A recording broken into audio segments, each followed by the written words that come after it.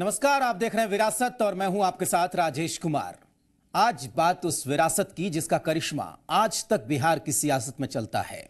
बात सामाजिक न्याय के सिपाही की, समाजवाद के सेनानी की और बात उनकी जिनकी जमीन पर आज लालू प्रसाद यादव और नीतीश कुमार की शख्सियत चमक रही है। वो बिहार के पूर्व मुख्यमंत्री कर्पूरी ठाकुर का करिश्मा ही था कि देश ने उन्हें जननायक कहा।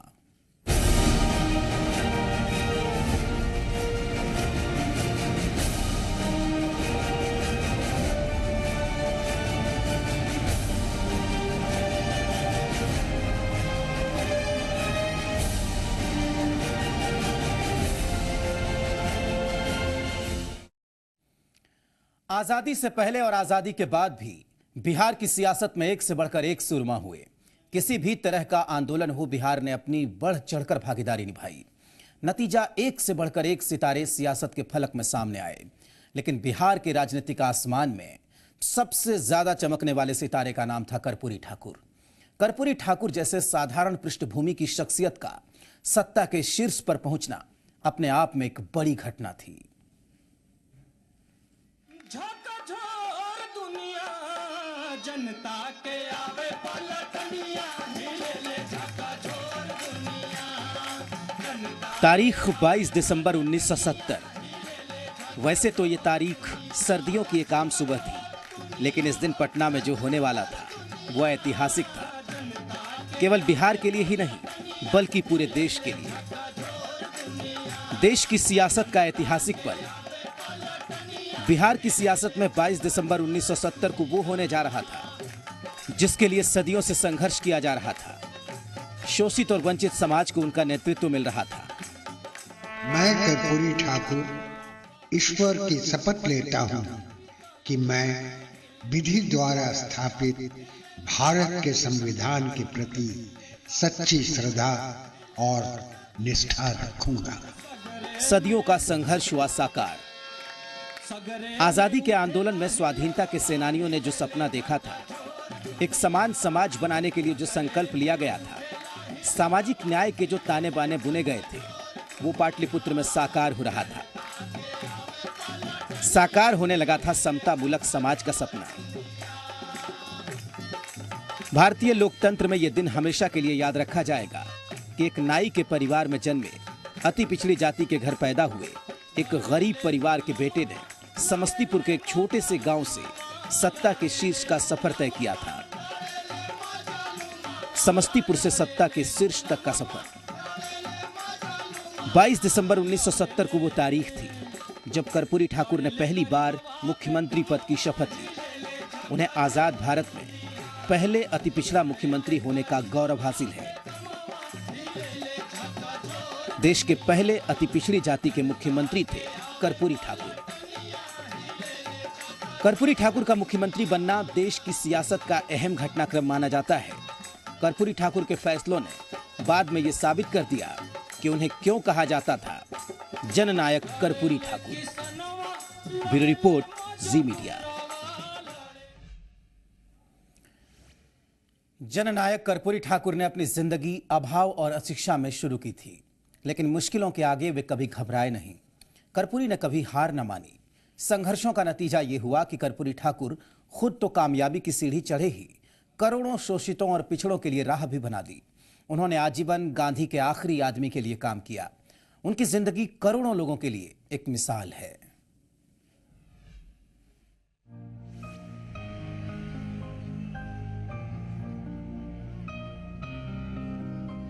कर्पूरी ठाकुर देश के उस वर्ग को प्रतिनिधित्व करते थे जिन्हें सालों से अपने नेतृत्व का इंतजार था।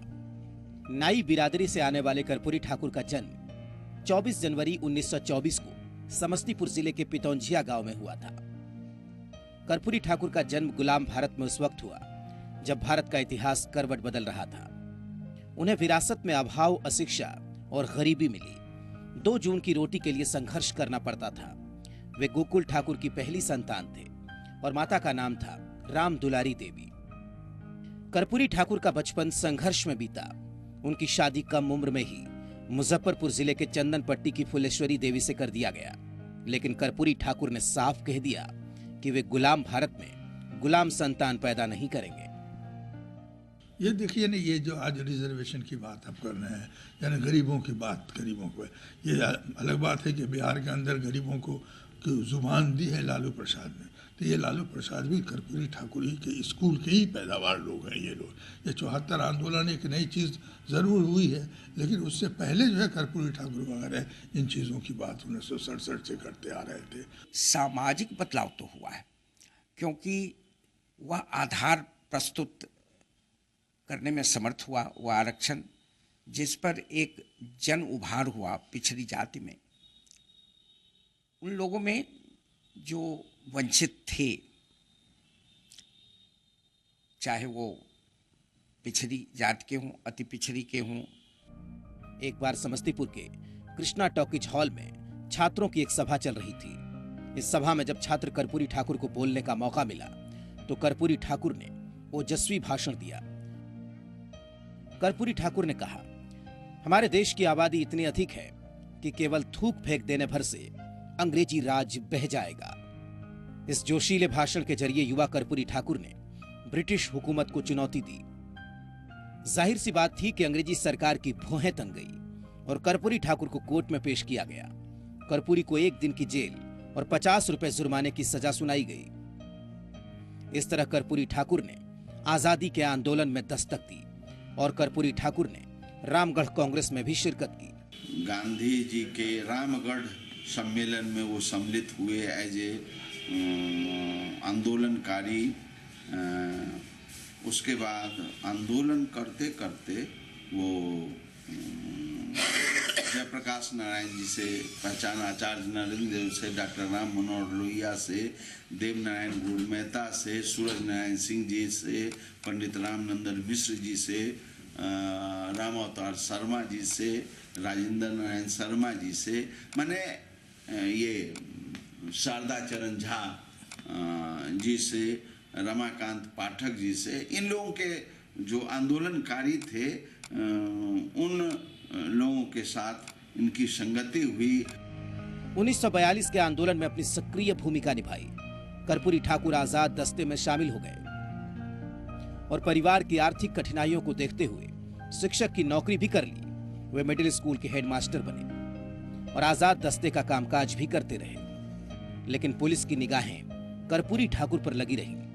अक्टूबर 1942 को 2 बजे रात में पितौंझिया स्कूल में सोते हुए पुलिस ने कर्पूरी ठाकुर को गिरफ्तार कर लिया। कर्पूरी ठाकुर को दरभंगा जेल भेज दिया गया। फिर वे भागलपुर की जेल में शिफ्ट हुए। कैदियों के लिए कर्पूरी ठाकुर ने जेल में 28 दिन तक भूख हड़ताल की। जेल प्रशासन ने सभी मांगे मानते हुए इनका अनशन तुड़वाया। नवंबर 1945 में कर्पूरी ठाकुर जेल से रिहा हुए। 1947 में पंडित रामनंदन मिश्र की अगुवाई में भारतीय किसान पंचायत का गठन किया गया। इसमें पहले कर्पूरी ठाकुर को पंचायत सचिव और बाद में प्रधान सचिव बनाया गया। फिर वो पल आया जिसका सबको इंतजार था। 15 अगस्त 1947 को देश आजाद हो गया। फिर संविधान तैयार हुआ और 1952 में देश में पहला आम चुनाव हुआ। कर्पूरी ठाकुर समस्तीपुर के ताजपुर निर्वाचन क्षेत्र से सोशलिस्ट पार्टी के उम्मीदवार बने। पहले ही चुनाव में कर्पूरी ठाकुर का सिक्का चल गया और उन्होंने अपने विरोधी उम्मीदवार को भारी मतों से हराया। 1952 से लेकर 1988 तक बिहार की सियासत कर्पूरी ठाकुर के इर्द गिर्द घूमती रही। बिहार विधानसभा की सियासत में कर्पूरी एक अजेय योद्धा थे। उन्हें विधानसभा का चुनाव कोई नहीं हरा पाया। जब 1967 के विधानसभा चुनाव के बाद डॉक्टर लोहिया की अगुवाई में बिहार में गैर कांग्रेसवाद का नारा परवान चढ़ा, मुख्यमंत्री महामाया प्रसाद की अगुवाई में संवित सरकार बनी और उप मुख्यमंत्री बनाए गए कर्पूरी ठाकुर। उनके पास शिक्षा विभाग की जिम्मेदारी थी। यहीं से शुरू हुई बदलाव की बयान। कर्पूरी ठाकुर ने जो पहला फैसला लिया वो था मैट्रिक की परीक्षा में अंग्रेजी की अनिवार्यता को समाप्त करना। डॉक्टर लोहिया ने अंग्रेजी हटाओ का नारा दिया था, जिसे बिहार में लागू किया कर्पूरी ठाकुर ने। इस फैसले की तीखी आलोचना हुई।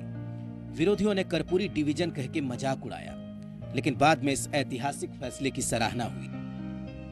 22 दिसंबर 1970 को वे पहली बार मुख्यमंत्री बने। उनकी सरकार महज 163 दिन चली, लेकिन अपने फैसले से वो सरकार ऐतिहासिक रही। सरकार ने 8वीं तक की शिक्षा को मुफ्त कर दिया और 5 एकड़ तक की मालगुजारी को माफ कर दिया। बिहार में उर्दू को दूसरी राजकीय भाषा का दर्जा दिया गया। इसके बाद बारी आई संपूर्ण क्रांति के आंदोलन की। 18 मार्च 1974 में बिहार छात्र आंदोलन की धुरी बन गया। लोकनायक जयप्रकाश नारायण की अगुवाई में छात्रों ने केंद्र सरकार के साथ साथ व्यवस्था के खिलाफ भी बिगुल फूंक दिया। इस आंदोलन में कर्पूरी ठाकुर लोकनायक के सबसे बड़े सिपहसालार बने। 25 जून 1975 को पूरे देश में आपातकाल लागू कर दिया गया। तमाम विरोधी नेता जेल में डाल दिए गए। जेपी को भी जेल में डाला गया, लेकिन लाख कोशिशों के बावजूद केंद्र सरकार कर्पूरी ठाकुर को नहीं पकड़ पाई। पुलिस की नजरों से बचकर कर्पूरी ठाकुर आंदोलन में सक्रिय रहे। इसके बाद आपातकाल खत्म हुआ। इंदिरा गांधी ने चुनाव की घोषणा की। 30 जनवरी 1977 को पटना के गांधी मैदान में कर्पूरी ठाकुर ने जयप्रकाश नारायण की सभा में सरेंडर किया। बिहार में जून महीने में चुनाव हुए और फिर से मुख्यमंत्री बने गरीबों के मसीहा कर्पूरी ठाकुर। इसके बाद तमाम विरोधों को दरकिनार करते हुए कर्पूरी ठाकुर ने ऐतिहासिक फैसला सुनाया।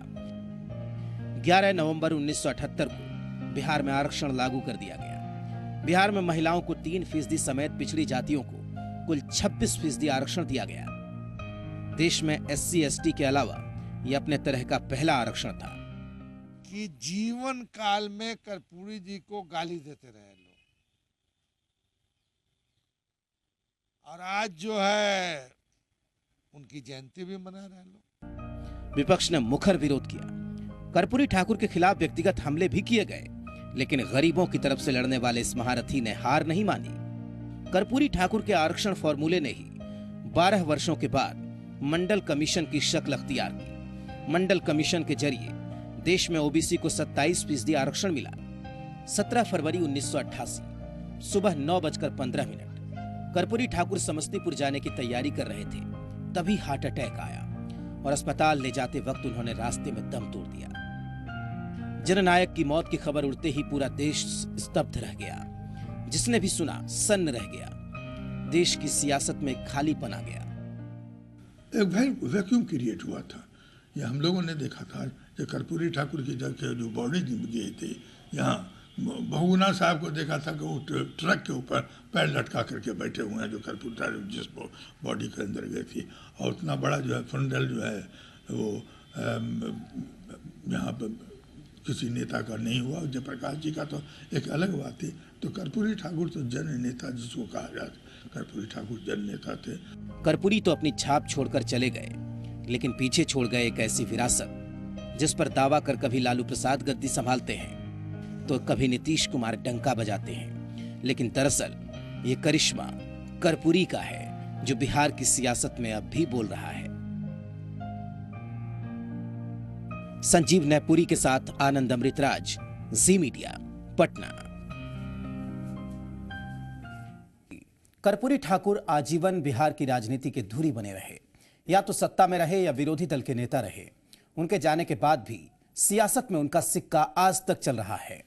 RJD, JDU और BJP तीनों पार्टियां कर्पूरी की विरासत का दावा करती हैं, लेकिन क्या वाकई में कर्पूरी ठाकुर की विरासत और बिहार के बारे में उनके सपने को किसी ने साकार किया है?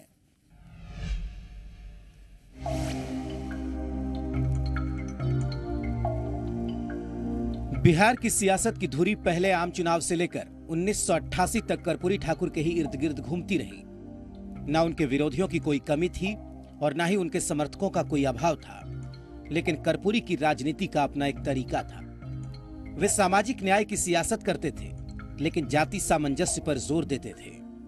रकीबों ने रपट लिखवाई है जा जा के थाने में कि अकबर खुदा का नाम लेता है इस जमाने में।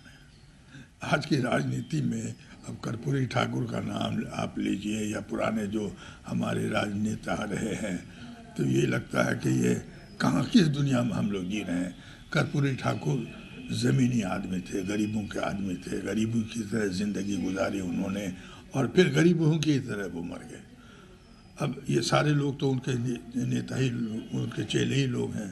इनके लाइफ स्टाइल को आप देख लीजिए और कर्पूरी ठाकुर के लाइफ स्टाइल को देख लीजिए। वे हर वर्ग की वकालत करते थे। इसके साथ इस बात पर जोर देते थे कि कैसे उन लोगों को मुख्य धारा से जोड़ा जाए जो सालों से सताए हुए हैं। माननीय कर्पूरी जी सही अर्थ में जनवादी नेता थे, सही अर्थ में लोक नेता थे। मैं कहूँगा मैं उस क्षेत्र से आता हूँ जिस क्षेत्र के वो थे, समस्तीपुर का इलाका। मैं बचपन से उनका नाम सुनता था।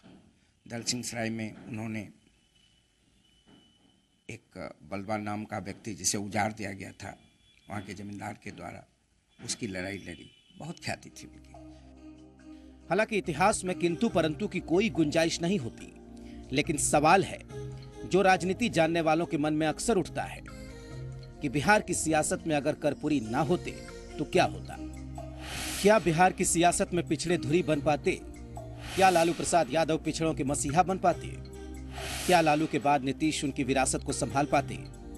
क्या मंडल कमीशन की रिपोर्ट अस्तित्व में आती? क्या एक बड़ी आबादी मुख्य धारा से जुड़ती? क्या शिक्षा पर हर गरीब आदमी का अधिकार होता?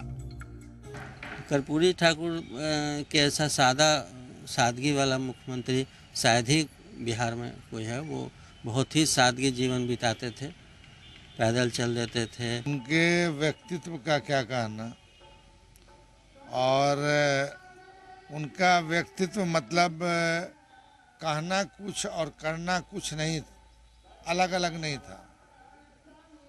उनकी कथनी और करनी जो है वो एक थी। बहुत ही विनम्र थे। कभी कभी गांव में लोग ऐसे हो जाते हैं जो अपने घरेलू काम करने के बाद पढ़ाई की तरफ ध्यान देते हैं। तो मुझको लगता है कि जननायक कर्पूरी ठाकुर जी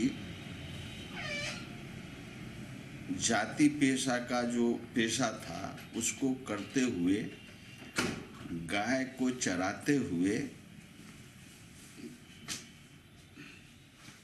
कुट्टी काटते हुए उन्होंने पढ़ाई पर भी ध्यान दिया और पढ़े। जाहिर है ऐसे और भी कई सवाल हैं जो कर्पूरी ठाकुर की विरासत से जुड़े हुए हैं। सवाल यह भी है कि कर्पूरी ठाकुर ने बिहार के विकास का जो सपना देखा था, उनके मन में जो संसदीय राजनीति की तस्वीर थी, क्या उनके सियासी वारिसों ने उस सपने को पूरा किया? बाहर चले जाते थे, जब कर्पूरी ठाकुर लौट के आते थे तो उनके रूम में सब लोग सोए रहा करते थे, और कर्पूरी ठाकुर को जगह नहीं मिलती थी तो अपने फर्श पर सो जाते थे। यानी वो इतना भी नहीं था कि अपने बेड पर से लोगों को उठा दे। ये कर्पूरी ठाकुर थे। कि अगर कर्पूरी जी जैसे बिहार में नेता नहीं होते तो जो सामाजिक का आंदोलन आप देख रहे हैं, सामाजिक न्याय का आंदोलन, जिसका पूरा का पूरा श्रेय आज के नेता लेते हैं, वो हो ही नहीं पाता। तो मैं मानता हूँ कि वह आधार हैं, वह नींव हैं, और आरक्षण ने अपना काम किया। आज जो लोग कर्पूरी की राजनीति को आगे बढ़ाने का दावा करते हैं, क्या वे कर्पूरी के दिखाए रास्ते पर बिहार को आगे ले जाने में कामयाब रहे? सवाल इसलिए भी ज्यादा अहम है क्योंकि बिहार को लेकर सामाजिक न्याय की बात तो होती है, लेकिन समग्र विकास की बात नहीं होती। ऐसे में क्या बिहार के रहनुमाओं को कर्पूरी का असली वारिस कहना मुनासिब होगा? क्योंकि बिहार में जो विपक्ष में हैं, वो भी कर्पूरी की विरासत का दावा करते हैं, लेकिन क्या किसी ने वाजिब कोशिश की है कर्पूरी ठाकुर की विरासत को आगे ले जाने के लिए? आनंद अमृतराज, जी मीडिया, पटना। कर्पूरी ठाकुर ईमानदारी की मिसाल थे। पूरी जिंदगी सियासत में गुजारने के बाद भी उन पर भ्रष्टाचार का आरोप नहीं लगा। आज बिहार की सियासत की तमाम पार्टियां कर्पूरी ठाकुर की विरासत पर दावा करती हैं, लेकिन क्या वाकई में कर्पूरी की विरासत को उनके सियासी शिष्यों ने आगे बढ़ाया है?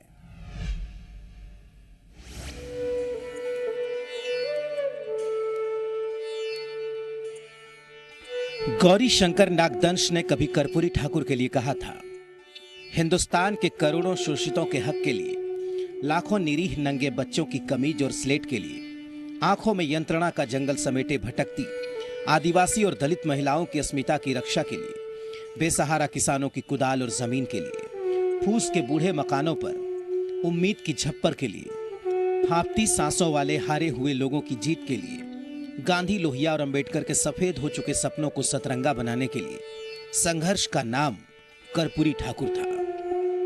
कभी कभी गांव में लोग ऐसे हो जाते हैं जो अपने घरेलू काम करने के बाद पढ़ाई की तरफ ध्यान देते हैं। कर्पूरी ठाकुर बिहार में एक बार उप मुख्यमंत्री, 2 बार मुख्यमंत्री और दशकों तक विधायक और विरोधी दल के नेता रहे। सियासत में इतना लंबा सफर करने के बाद जब उनका देहांत हुआ तो परिवार को विरासत में देने के लिए उनके पास एक मकान तक नहीं था, ना ही पटना में और ना ही अपने पैतृक गांव में। वे अपने नाम से 1 इंच जमीन नहीं जोड़ पाए कि कर्पूरी जी मुख्यमंत्री भी रहे, कर्पूरी जी राष्ट्रीय नेता भी रहे और कर्पूरी जी की राष्ट्रीय राजनीति में भी साख थी।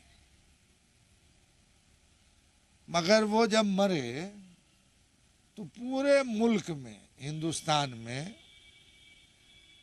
उसी हिंदुस्तान का पार्ट बिहार भी है और उसी का पार्ट जो है समस्तीपुर भी है, तो एक धूर जमीन तो नहीं था उनको और ना एक अपना मकान था।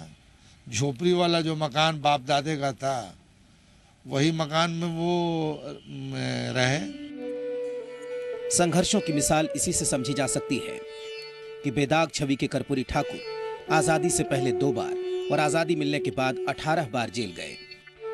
आज जब राजनीति में भ्रष्टाचार की चर्चा हर तरफ होती है, ऐसे में बिहार के सियासी गलियारों में आज भी कर्पूरी की ईमानदारी के किस्से सुने सुनाए जाते हैं। और कर्पूरी ठाकुर का गांव, अपने बेटी की शादी की कर्पूरी ठाकुर ने किसी दोस्त को जो है इनवाइट नहीं किया। यहाँ तक कि कर्पूरी ठाकुर ने गाड़ी अपनी बाहर छोड़ दी और अपने पिए और उन लोगों को कहा कि भाई हमारे घर पर तो आपको कहाँ ले जाए, हमारे घर पर तो रहने की, आप ठहराने की आप लोग के लिए जगह नहीं है। तो ये लोग वो पीढ़ी है जिन लोगों ने देश निर्माण के लिए कुर्बानियाँ दी थी। और आराम है हराम, जो जवाहरलाल का एक स्लोगन था, आराम है हराम, आराम है हराम, तो उस पीढ़ी के ये लोग नेता लोग थे। कर्पूरी ठाकुर से जुड़े लोग बताते हैं कि एक बार मुख्यमंत्री आवास में उनके बहनोई उनसे मिलने आए और नौकरी लगवाने की बात कही। पूरी बात सुनकर कर्पूरी ठाकुर गंभीर हो गए और जेब से 50 रुपए निकालकर उन्हें दिया और कहा कि कुछ काम नहीं है तो नाई का पुश्तैनी काम शुरू करिए। एक किस्सा और भी याद किया जाता है। जब 1952 में विधायक बनने के बाद उन्हें प्रतिनिधिमंडल में शामिल होकर ऑस्ट्रिया जाने का मौका मिला। उनके पास कोट नहीं था, उन्होंने दोस्त से कोट उधार लिया। वो युगोस्लाविया भी गए। वहां मार्शल टीटो ने देखा कि कर्पूरी ठाकुर का कोट फटा हुआ है। उन्हें एक कोट भेंट किया गया। कुछ इस तरह की शख्सियत थे कर्पूरी ठाकुर। कर्पूरी के विरोधी उनकी आलोचना करते रहे, लेकिन भ्रष्टाचार का आरोप उन पर कभी नहीं लगा। सबसे पहले कर्पूरी ठाकुर ने ही शराबबंदी का नारा दिया था। वे गरीबों के सच्चे हितैषी थे। उनकी सोच थी कि शिक्षा के बगैर गरीब के घर में विकास की रोशनी नहीं पहुंचेगी। वो सोचते थे कि अमीरी और गरीबी इतनी खाई क्यों है, और डॉक्टर राम मनोहर लोहिया के सिद्धांत पर वो चलते थे, महात्मा गांधी के सिद्धांत पर चलते थे, अम्बेडकर के सिद्धांत पर चलते थे। उनका सोच ये भी था कि आज गरीब गुरबा लोग शौचालय के लिए बाहर जो जाते हैं, घर से बाहर, ये अच्छी बात नहीं, अच्छी समाज के लिए नहीं, अच्छी बात नहीं है। उनके मन में ये भी छटपटाहट रहती थी जे कोई खाते खाते मरता है, कोई खा ही बिना मरता है। जो इतना खाई है, इस खाई को पाटना चाहते थे। कि अगर कर्पूरी जी जैसे बिहार में नेता नहीं होते तो जो सामाजिक आंदोलन आप देख रहे हैं, सामाजिक न्याय का आंदोलन जिसका पूरा का पूरा श्रेय आज के नेता लेते हैं, वो हो ही नहीं पाता। तो मैं मानता हूँ कि वह आधार हैं, वह नींव हैं और आरक्षण ने अपना काम किया। उन्होंने भूमि सुधार की दिशा में ऐतिहासिक कदम उठाए। कर्पूरी ठाकुर के पास लोगों को साथ लेकर चलने का ऐसा हुनर था कि उन्होंने ऐसी सरकार की मुखिया की जिम्मेदारी निभाई जिसमें जनसंघ और कम्युनिस्ट पार्टी दोनों का समर्थन था। कर्पूरी ठाकुर ने मुख्यमंत्री बनते ही सीएम आवास को आम लोगों के लिए खोल दिया। कर्पूरी कहते थे, बिहारियों जागो, उठो, चलो, कदम बढ़ाओ और बगावत करो। कर्पूरी ठाकुर ने कहा, अगर सरकार आर्थिक समता और सामाजिक समानता के विपरीत काम करती है तो वो सरकार पूंजीवाद की पोषक है। जनता के अधिकार कुचले जाएंगे तो आज न कल जनता संसद के विशेषाधिकारों को चुनौती देगी। जनता के हित में लिए गए फैसलों और कर्पूरी ठाकुर की लोकप्रियता ही थी कि उन्हें राजनीति में जननायक कहा गया। संजीव नैपुरी के साथ आनंद अमृतराज, जी मीडिया, पटना।